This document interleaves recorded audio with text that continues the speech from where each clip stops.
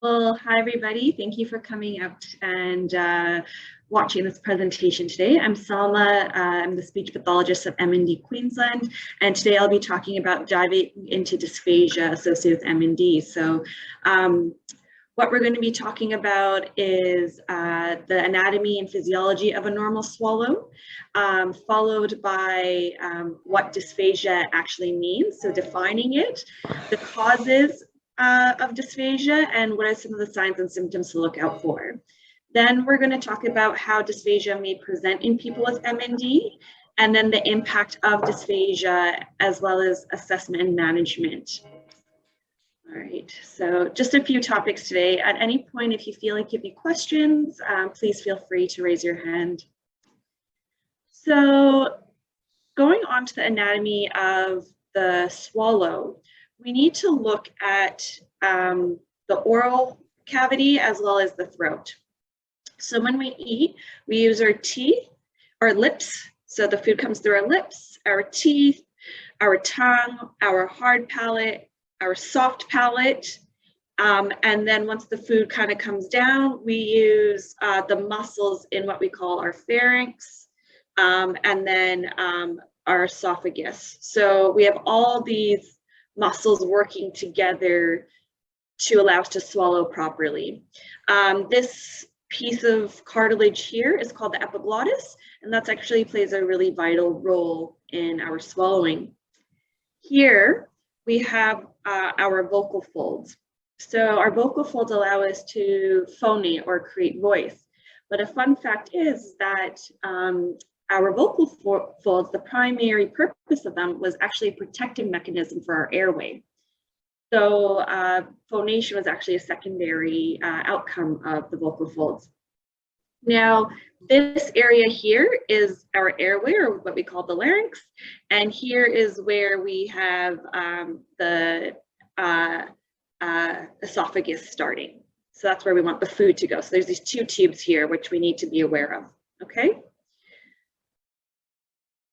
So swallowing involves precise coordination of reflexes and muscle movements across three stages: the oral stage, the pharyngeal stage, and the esophageal stage.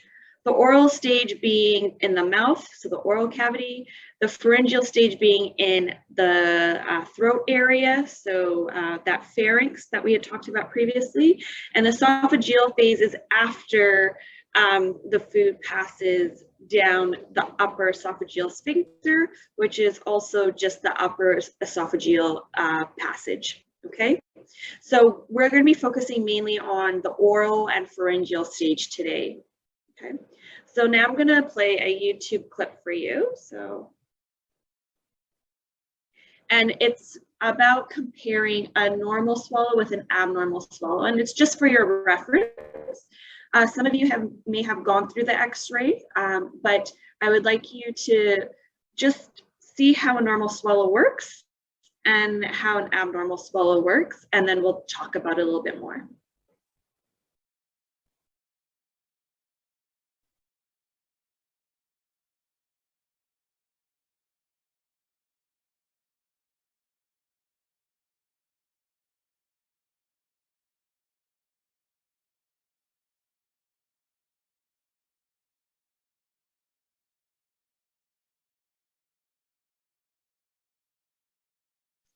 All right. So as you could see in that,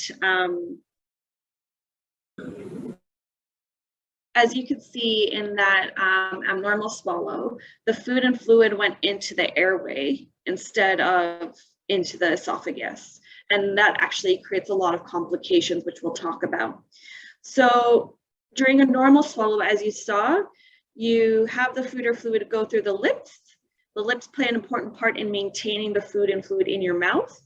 Then your teeth and your tongue manipulate the food, so either chewing or pushing the bolus to the middle of the tongue, as well as managing the fluid. Then the tongue helps push the fluid or food back behind the base of the tongue, and that initiates the pharyngeal phase, or the involuntary phase. What happens is the epiglottis, like I talked about, the piece of cartilage, flips over your airway to protect it and redirects the food or fluid down to the esophagus, and which go then through the esophagus, it goes into your stomach, and that's how we swallow. Okay, so that first part I talked about was the oral phase, which is also the voluntary phase, so you have muscle control. And then that pharyngeal phase or the throat phase is that involuntary aspect of the swallow. Okay, we won't be talking about the esophageal phase again because that requires specialist information. All right, so some potential causes for dysphagia or swallowing difficulties include normal aging, neurogenic diseases, so for instance, MND, dementia, stroke, Parkinson's disease, so connective tissue disorders, structural disorders, so you could have missing teeth, which come with age, you could have issues with your jaw that don't allow you to chew properly. And then you could have secondary causes from, say, radiation or having a tube in your throat, which causes damage to the muscles. Other issues could be severe respiratory compromise, so if somebody has COPD, or it could be psychological in nature. Usually the impairment occurs between the closure of the lips, so when we talk about the food going into your mouth and the closure of your lips, all the way up to that top of the esophagus, and that is known as oral pharyngeal dysphagia, so an impairment at any point along that way. And then any impairments in the esophagus is called esophageal dysphagia.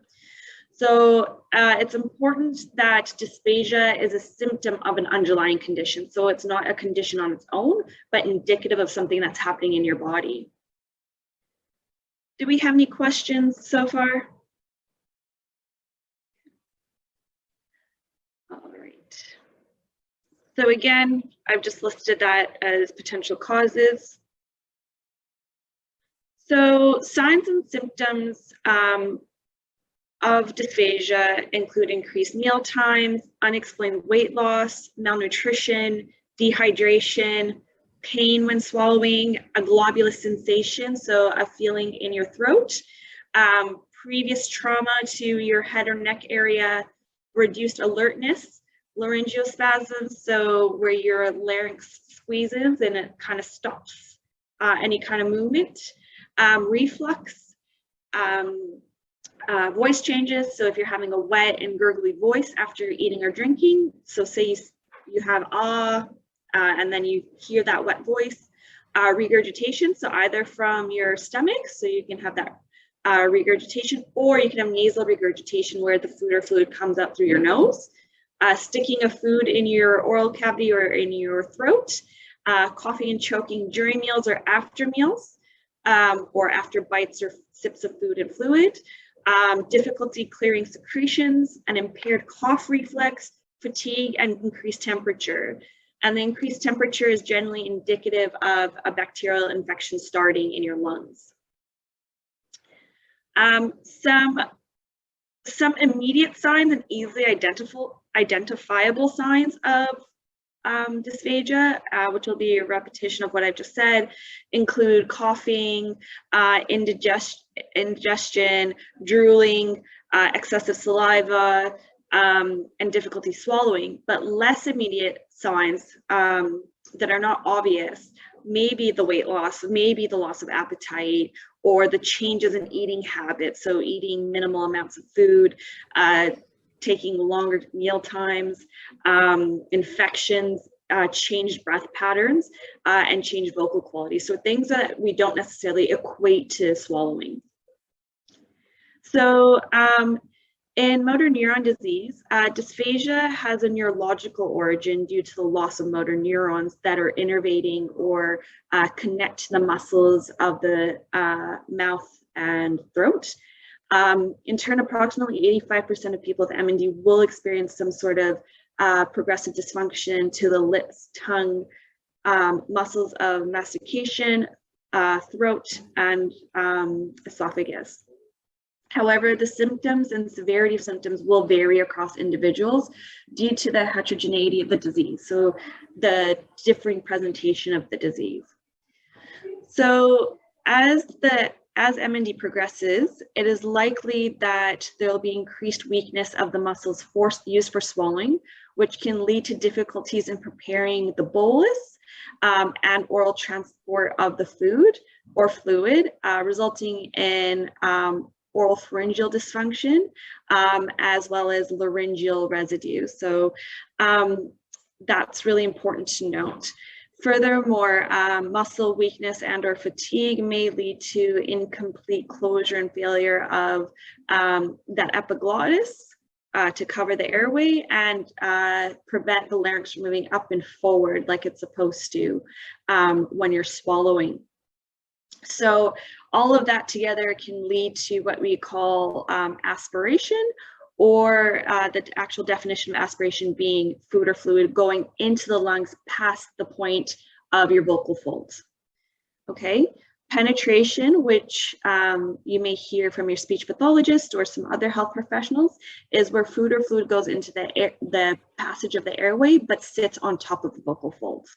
Okay, so swallowing, breathing, and coughing are mutually coordinated events to prevent any aspiration. So in order to clear any food or fluid that may go into the airway, you need a forceful cough, a very strong forceful cough. However, as the respiration in MND in people with MND declines, the ability to produce that strong cough is impacted, which may lead to aspiration pneumonia, for instance, so a chest infection. As a consequence of repetition of food or fluid going into the airway or lungs, there also may be decreased sensitivity, which may also impact the cough reflex. So those are two aspects that are not necessarily have to do with the oral musculature, but more has to do with the cough and the respiration side of things, where you need that strong cough.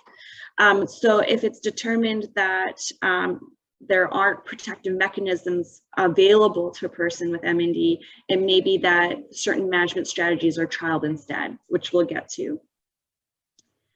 So consequences or impacts of dysphagia are multifold and actually interact with one another. So for example, symptoms of dysphagia are associated with negatively influencing quality of life, which may then lead to worsened states of health and increased psychological distress. So fear and anxiety around eating, which may then lead to loss of appetite, loss of pleasure in eating, and also the loss of the social aspect of food. So from that, decreased enjoyment of eating and drinking can then lead to psychological and medical consequences. So you can see how it's kind of the spinning wheel of one consequence leads to another, and it kind of spirals. Some medical consequences may include malnutrition and dehydration, which we spoke about, which can lead to poor prognosis of MND. So that's really important to note.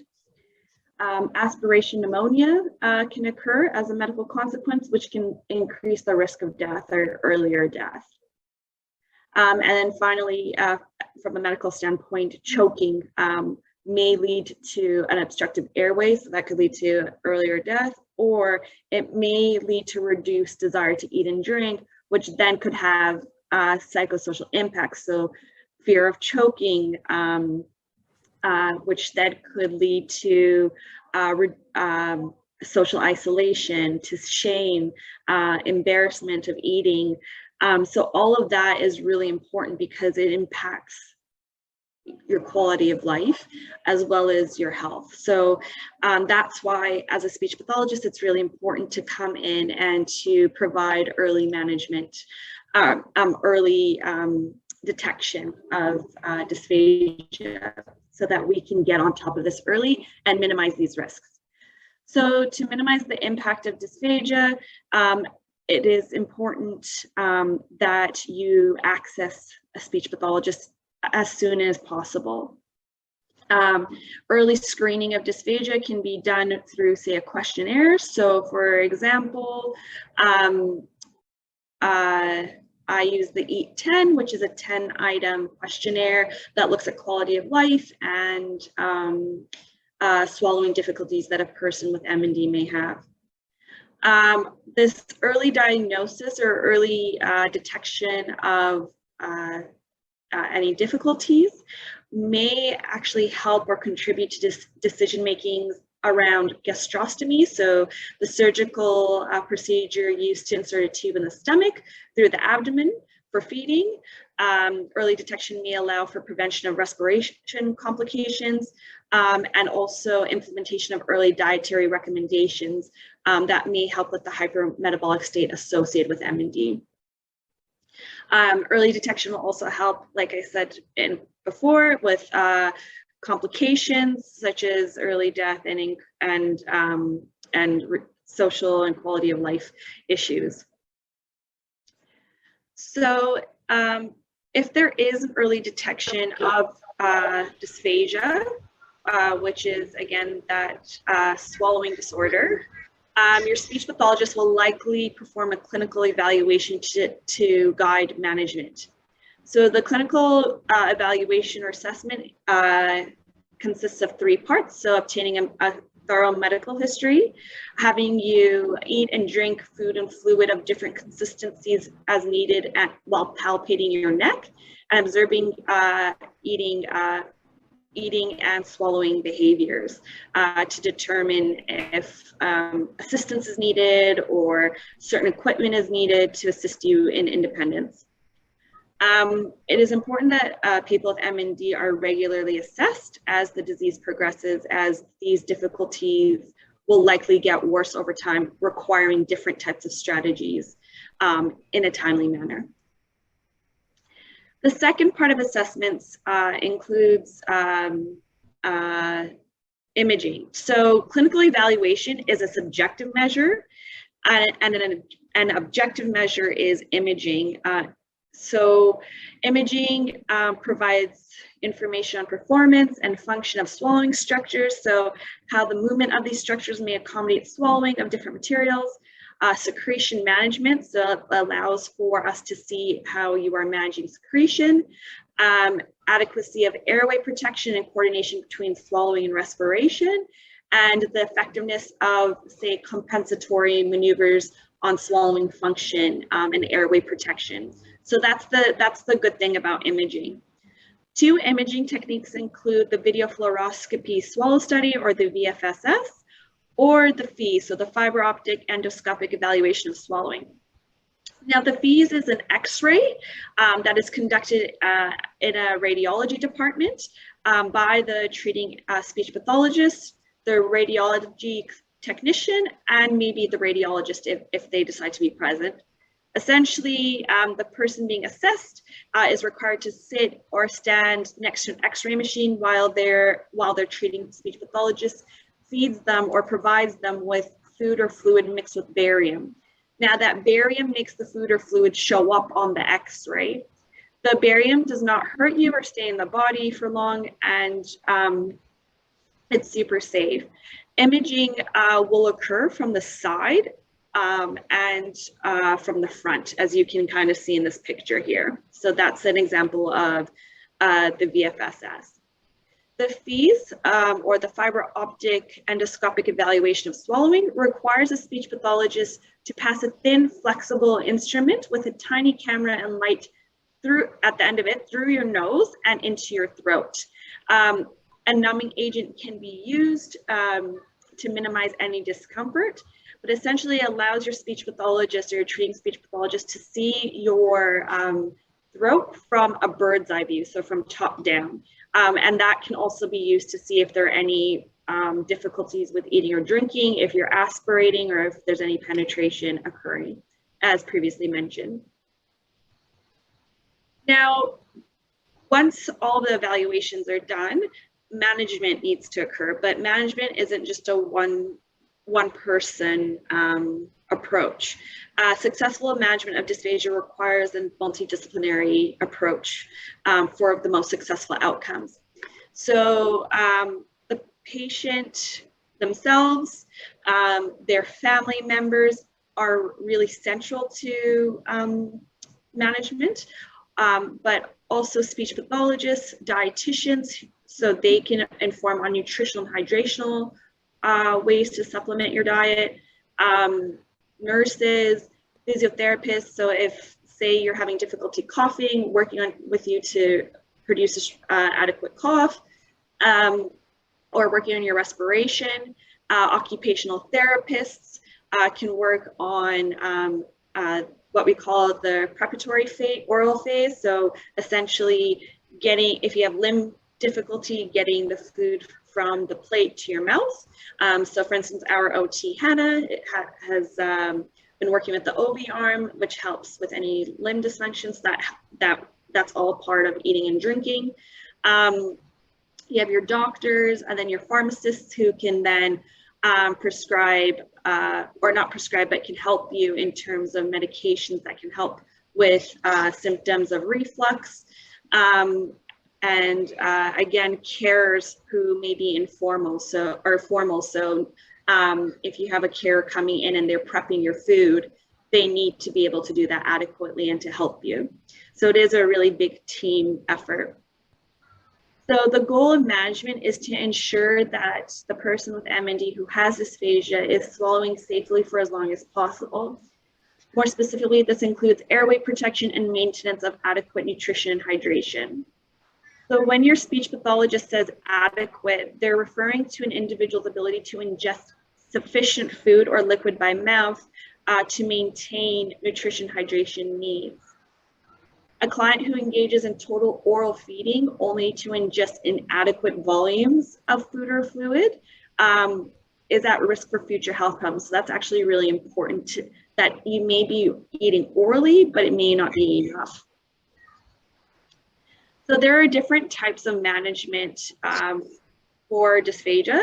You have pharmacological management, which we briefly touched on with the pharmacist, surgical management, and behavioral management.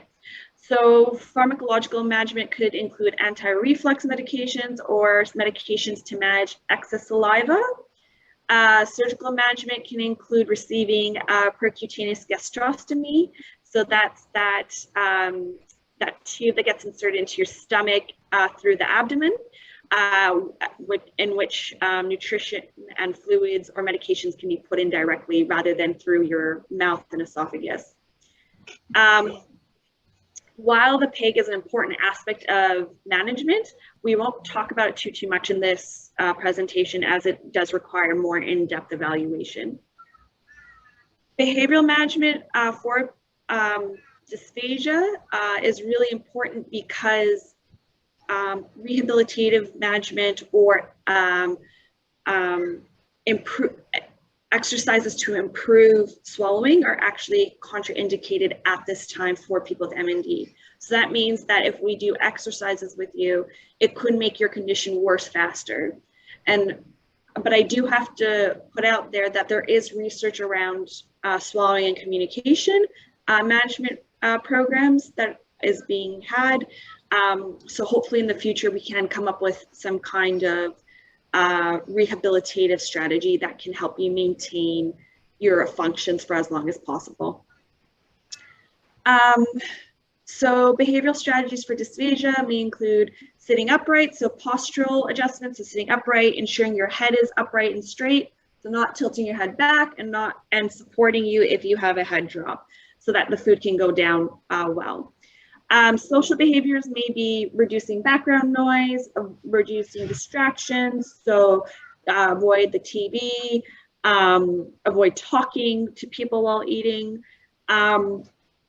And then the other part to behavioral modifications may be diet and fluid modifications, so changing the consistency of the food and fluid, which will be the remainder of our presentation here.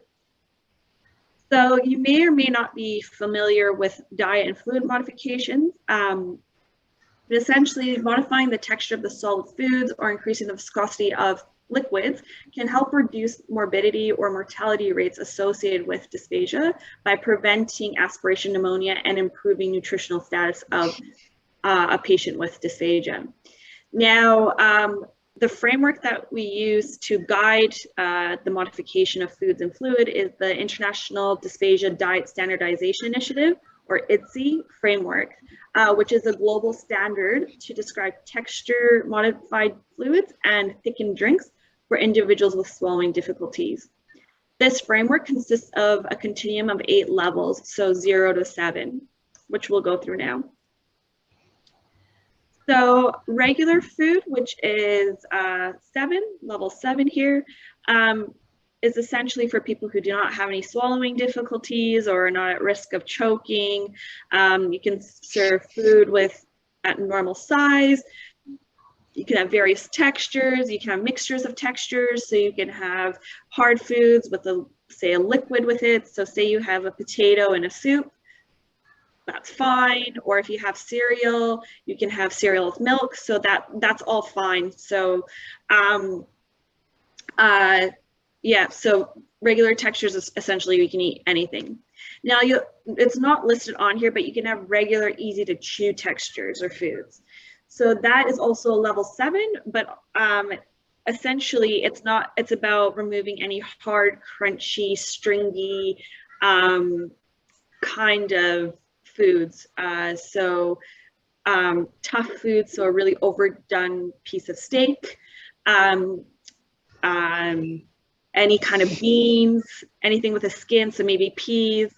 Essentially, it's used for people who have weaker chewing muscles for hard textures, but can easily chew soft and tender foods without tiring.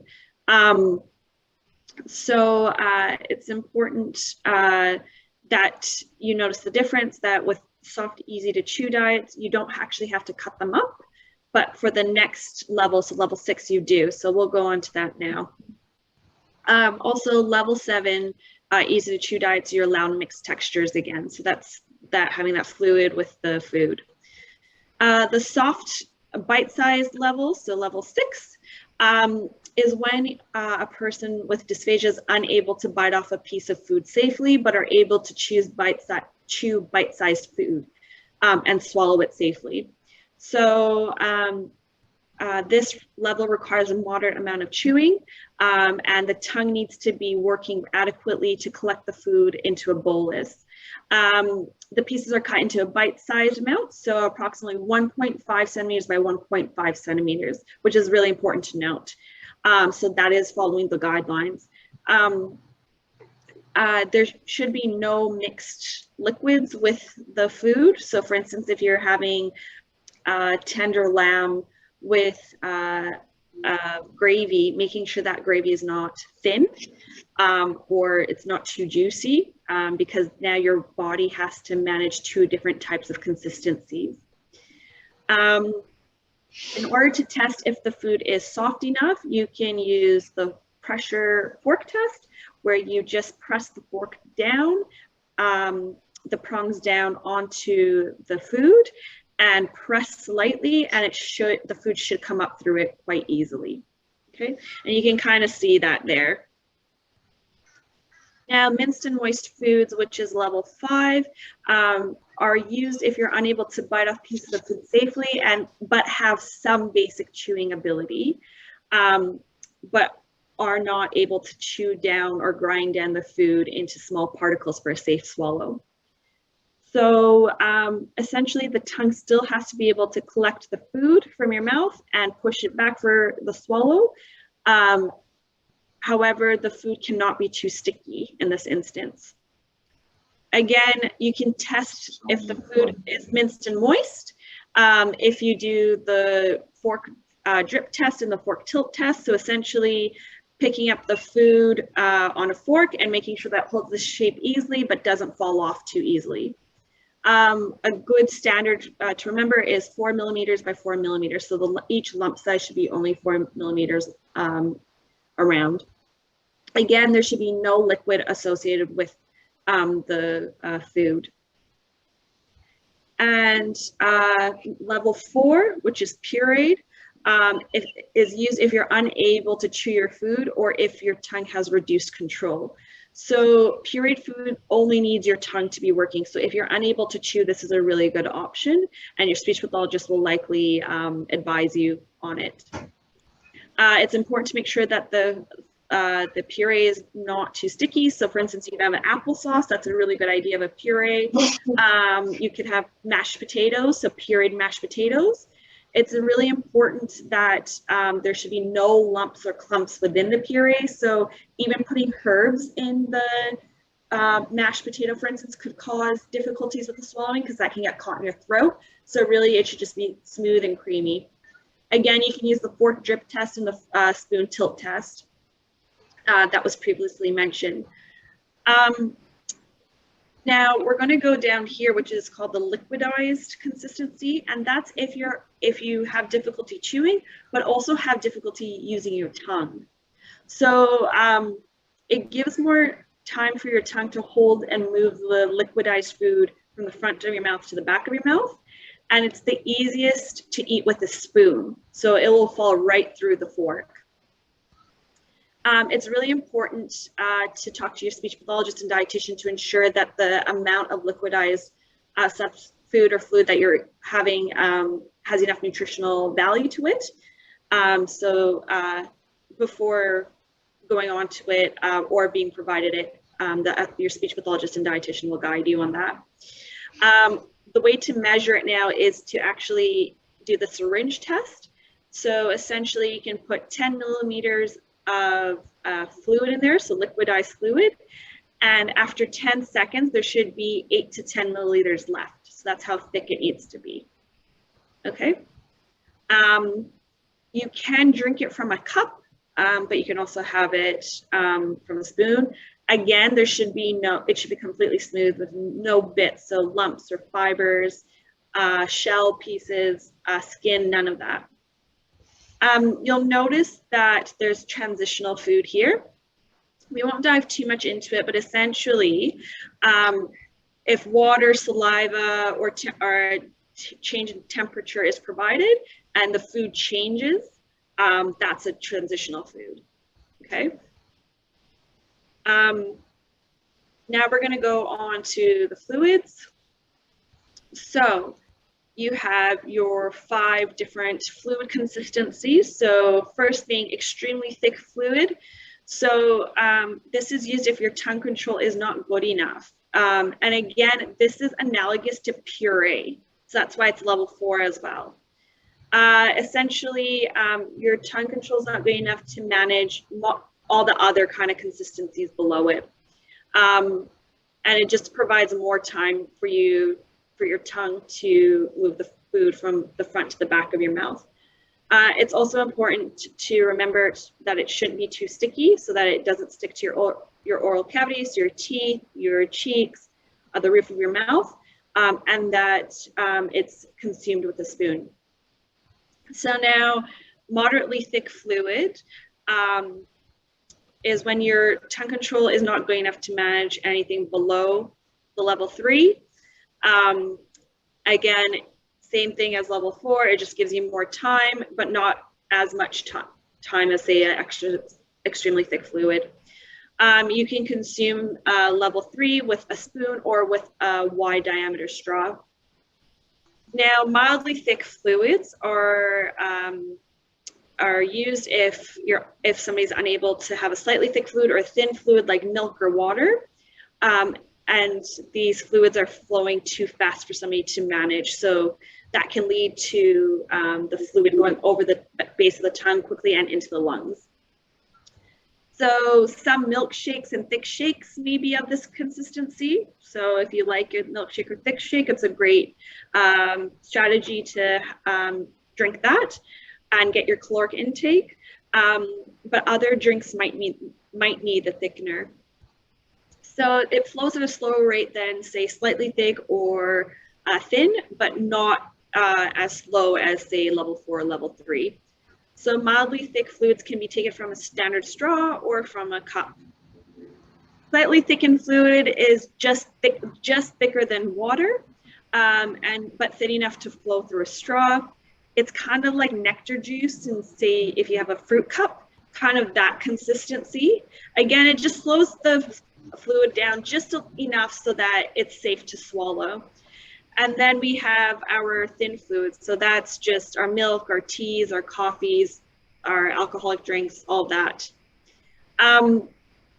So essentially, the rule is for moderately thick fluid, which you'll notice is the same as a liquidized diet. The test for that is using a syringe. And after a 10 millimeter syringe, after 10 seconds, it should be at a maximum of 8 milliliters. For a mildly thick fluid, after 10 seconds of flow, it should be at a maximum of 4 milliliters, and or at a minimum of 4 milliliters. And for a slightly thickened fluid, it should be between 1 millimeter and 4 millimeters after 10 seconds. So that's how you test that if you are on any kind of modification. Okay. So that's a lot of information. It is hard. There are difficulties in terms of having to change your food and fluids. So it's really important to consult your speech pathologist and dietitian to make sure that you're on top of it early. Now, as the disease progresses, as MND progresses, the follow-up assessments may show that it is no longer safe to orally eat and drink, as there may be signs of aspiration, reduced ability to protect the airway, or extreme weight loss. There may be multiple factors. And again, it's about consulting your health team or your medical team. So it may be determined that it's not safe anymore. So to ensure nutrition, hydration, and medical needs are met, you may be presented with non-oral feeding options. So that's that PEG we talked about. So it's important that for people with MND, that your respiration rate has to be a certain percentage to get that PEG, which is why a lot of people, or some people, choose to get it early, even if they can orally feed. But that allows for safe intake of nutritional and hydrational needs, to ensure safe intake of nutrition and fluid after your swallowing becomes quite unsafe. The other part of the choice is it may be determined that you are not safe to eat or drink, but you may choose to go down the option of risk feeding. So risk feeding is when dysphagia has become so severe, it is deemed not safe to continue eating or drinking, or you're at a really high risk of choking or for aspiration pneumonia, but you continue to eat and drink. Okay, so risk feeding may be considered instead of non-oral feeding. Again, you could choose to do both. So in some cases, you might do small quantities of risk feeding while also getting your main nutritional and hydration needs met by your non-oral feed. So that could be that this is for pleasure because you really want to, you enjoy food and you love the flavors in your mouth. It is a complex decision. So risk feeding is a complex decision. And like I've said, it's really advised that you talk to your healthcare team and your medical team and your family about it, as the consequences could be fatal in some cases. But I do understand, and I'm sure most of your health professionals will understand, that it is about choice and about quality of life and what you feel is appropriate for you. So I think the biggest take home is that we can present you with all the information, such as diet modifications and the consequences and management strategies. But at the end of the day, it's your body. And it's important to make informed decisions about everything. So I hope that this presentation provided some kind of understanding around dysphagia and feeding. It was we touched on it lightly, but I'm sure your speech pathologist has lots of information, or I'm free for questions through email or at the end of this presentation. Thank you very much, Salma. That was very, very thorough. So if everyone who is on mute wouldn't mind unmuting themselves, if they want to engage in a bit of a discussion, we'd be keen to see what questions people have. I've got a question, but I've got to find myself. We've got you, Neville. We can see you. Neville, you got me? Yep, I can see you. When you decide with a speech pathologist, I presume, that you need to have a swallowing test. Where does the swallowing test take place? Yeah, that's a really good question, Neville. So that clinical evaluation can actually occur in your home or at their clinic. So it doesn't have to be in a specialized area. But when you're doing the imaging, it's likely to happen in a hospital because of the specialized equipment that's needed. Right. And the pathologist will organise that then? Yeah, so they can make a referral to the speech pathologist in the hospital. Yeah. And talk to them about that. Imaging isn't used as frequently as, say, the clinical evaluation because it is a lot of effort to get to the hospital and also to book in those appointments, as there might be wait lists. But that clinical evaluation can guide when to do the imaging. Yep. My wife, Margaret, has MND, and sometimes when we go to have tests for eyesight or hearing or whatever else, the people say, you have to get out of the wheelchair, but she can't get out of her wheelchair because she doesn't have the ability to do that. So will these tests be okay for someone who's in a wheelchair all the time? That's a really good question. I actually don't think I can accurately answer that at the moment because I'm not sure how the X-ray machine would interact with the electronics from the wheelchair. That's right. Yeah, so I'm not sure about that. I would assume that they would have a manual wheelchair that they could assist with if it's discussed prior to the assessment. Right on. Okay. Margaret's got the slow version. She's 6 years now. So we think, and the swallowing difficulty has probably only just started. She's having soft foods, that's all.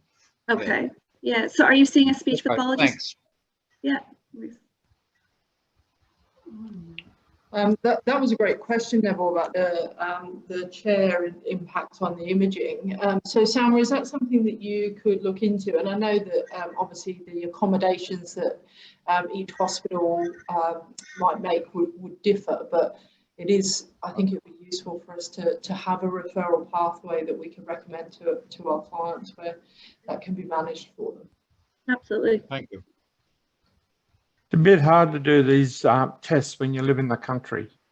Yes, it is. And you're a long way away from virtually you've got to stay overnight. And to travel that distance with someone with MND, it's very tiring when you're just in an ordinary car. Absolutely, absolutely. So it's the ideal situation to get that imaging, but that's why we also have the clinical evaluation. So, and I also recognize the mobility aspect and the regional aspect of things are quite challenging. So the presentation was based on an ideal situation where we could get you to imaging and get a speech pathologist out to you regularly. There are some guidelines now in terms of telepractice for dysphagia. So you could have a speech pathologist assess you via tele, so through a webcam at a closer health clinic. So say you had doctors practice nearby, they could liaise with them and get somebody to help them to then assess you so that you can continue monitoring if you're in a more remote area. What about temperature, hot and cold food? How does that react with the throat? Okay, so you can do sensory. So usually with MND, there aren't sensory difficulties. It's more the motor side of things. But there are strategies for people who have sensory difficulties that you can have hotter food or colder food to stimulate the swallow. I've noticed with my wife that when the temperature is cold, it's very hard for her to move. It's very, very hard. But when the temperature is warm, she moves a lot freer and a lot easier. I was just wondering if it'd be the same for swallowing. I don't believe so, but I haven't heard any kind of evidence around that or any experiences around that. Thank you. Okay. I've got another question. Sure, Neville. Can you hear me? Yep. No? Okay. Margaret can't speak, but she's just written out a question for you. She says, what do you recommend for a dry mouth and dry lips at night? Yeah, absolutely. That's a good question. So what I recommend to my clients is Biotine, so you can get that oral gel. Yeah. Uses that, yeah. Okay. Anything else besides Biotine? Not that I am aware of that can help with the dry mouth at night. Is it from a machine? What was Is that? it from using a non-invasive ventilation? Is it from using a BiPAP machine or a CPAP machine? No, just at night it just gets dry. Yeah. Okay, she's got that. All right. Thank you. You're welcome. My wife has Oh. dry lips as well, but she uses a honey-based wax, a lips thing for her lips, and that seems to work well for her. Oh, good. Thank you. I think it's called Burt's Wax or something like that you get from Woolies. We also did a medications for symptom management webinar some months ago now that was presented by Jenny Stoffmill. Neville, you'd be familiar with Jenny. And I'm trying to recall the detail on it, but I'm fairly sure that there was some discussion in there around dry lips and dry mouth as well. So if you've got some time, Neville or Margaret, it might be worth having a look back on that. You can find it through our website. Okay, thank you. No worries. Thanks very much. I'd also suggest doing some oral swabs as well. So wetting the tip of like a sponge and do some oral swabs in the Biotine, but also keeping it consistent as well throughout the day. Right. Did anyone else have any questions they wanted to ask? Oh, just on that, I'm probably going to put Liz on the spot here a little bit. Liz, do you experience anything like that at the moment? And are you using anything with the dry mouth? I don't know. No, I did that lots of water. Mm. That's all I do. Mm. Okay. Well, I did, but when I eat my food, I have a small bottle and Coke with me. Because every now and then I take a sip and then let the food go down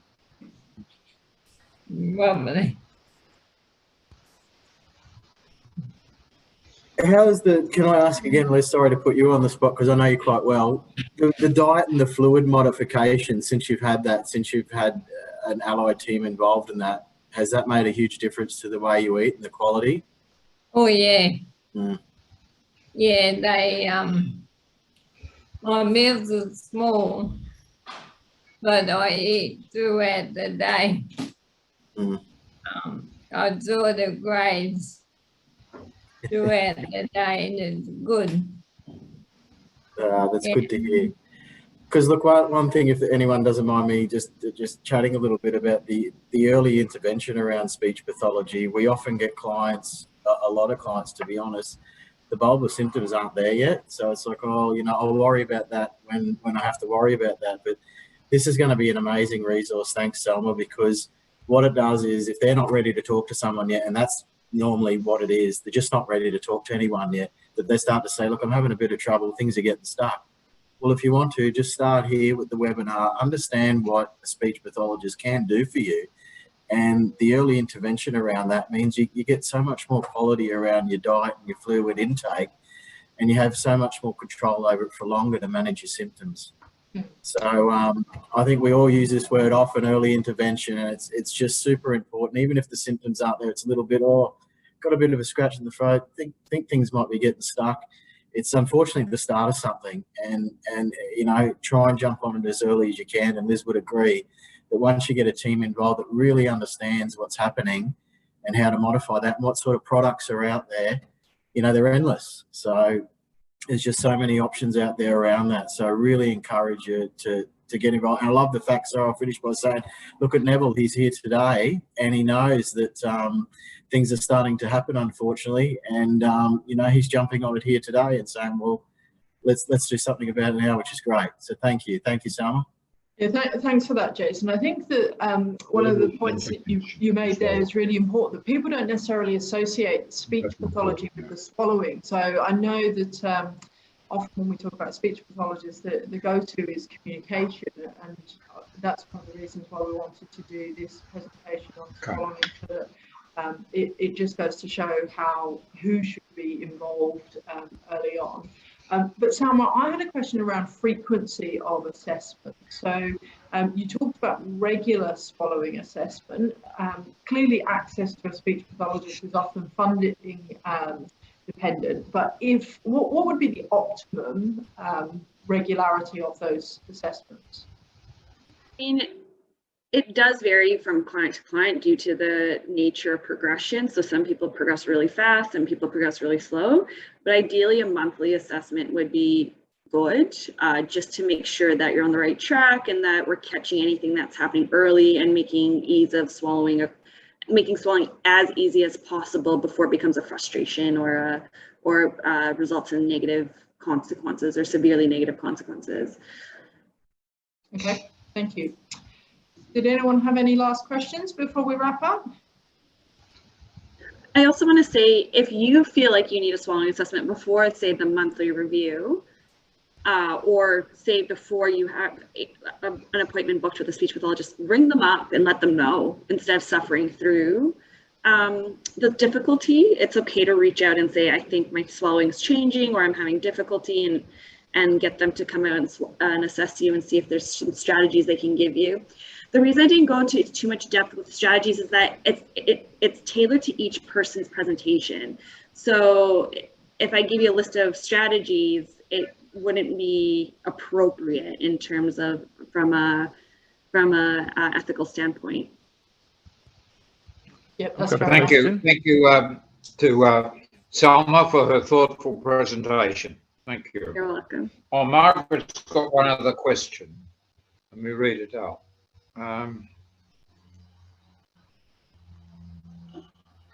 The dry mouth is terrifying. It's terrifying. It's hard to breathe. It affects her ability to move sometimes. So she's probably ready for early intervention, I think, a test to see how things are going now. Yeah, I agree. That's what I feel. Okay, we'll be in touch. And I think that it's hard to do it now in terms of all the questions that your speech pathologist would need to ask and in what environments. And that's that case history, that medical history, the case history, then going through the actual process of the swallow to see if it's that, and to observe what's happening in the environment. So there's multiple levels to it. So it's really hard to really hone in and say, yeah, this is what you need for your dry mouth, or if there's other factors playing a role in the difficulty with muscle movement and whatnot. Yeah. I think Margaret's problem present is just mainly at night, and I hear her struggling sometimes to cough, you know, that's all. So yeah, so probably it is early time for us to do something now. Yeah, so it's that multidisciplinary approach, Neville. So for posturing and stuff, we may want to look at an OT or a PT or a physiotherapist to then work with Margaret on the posture while sleeping and to assist with the cough, but then also while eating to ensure that Margaret that you can sit up and be comfortable enough while you're eating and drinking. Sit up and cough, yes. Okay. Thanks. Okay. Andrew, did you Thanks have very a question? much, Stacey. Good. Thank you, and Salma. You're welcome. Andrew, would you like to ask me a question? Oh no, just a comment. People are often reluctant to consider gastrostomy, but after gastrostomy, most people are very positive about the benefits that they get from having it. Right. Yeah, I think that would be reflective of our experience, Andrew. It's like Salma says, that early intervention means that people are having to make decisions when it seems unnecessary, but at least it's a plan B. And like Salma said, you don't need to use it if you don't need to use it, but at least it's there if it comes to that, or you can balance oral feeding with that. So thank you for that insight. Any last questions? No? All right, well, I hope you all found that really useful. I know I have learned a lot from that, Salma, so thank you very much. I'm going to